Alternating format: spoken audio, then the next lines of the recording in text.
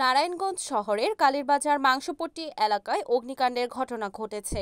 এতে পড়ে গেছে মাছ বাজার সহ অন্তত 50টিরও বেশি মুদি ও অন্যান্য দোকান।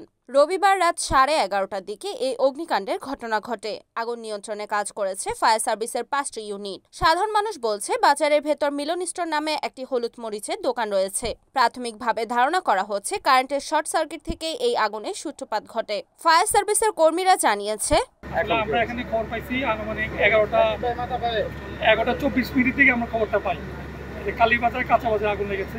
আগুন লাগার সাথে সাথে আমাদের নারায়ণগঞ্জ ফায়ার ব্রিগেড এবং হাজীগঞ্জ ফায়ার ব্রিগেড একদম খুব কাছাকাছি সময় ওরা দু জায়গাতে বুক করছে।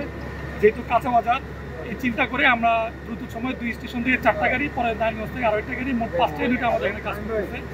পানির স্বল্পতা থাকার কারণে আমাদের যে পাম্পগুলো আছে, পাম্পগুলো নদীতে ফিট করা হয়েছে।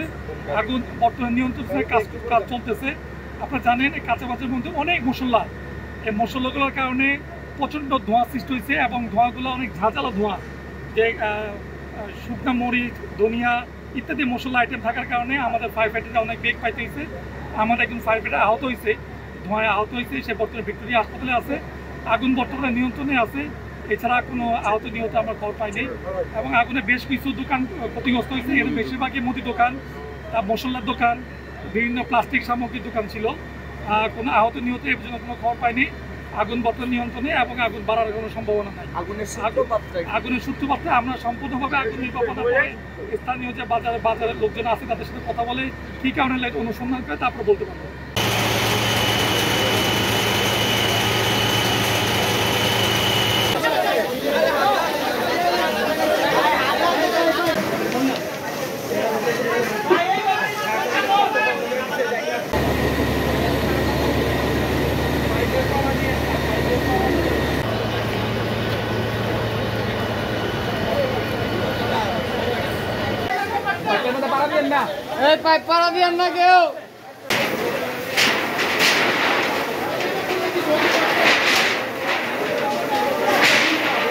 রিপোর্ট সুমন ইসলাম, NAN TV, নারায়ণগঞ্জ।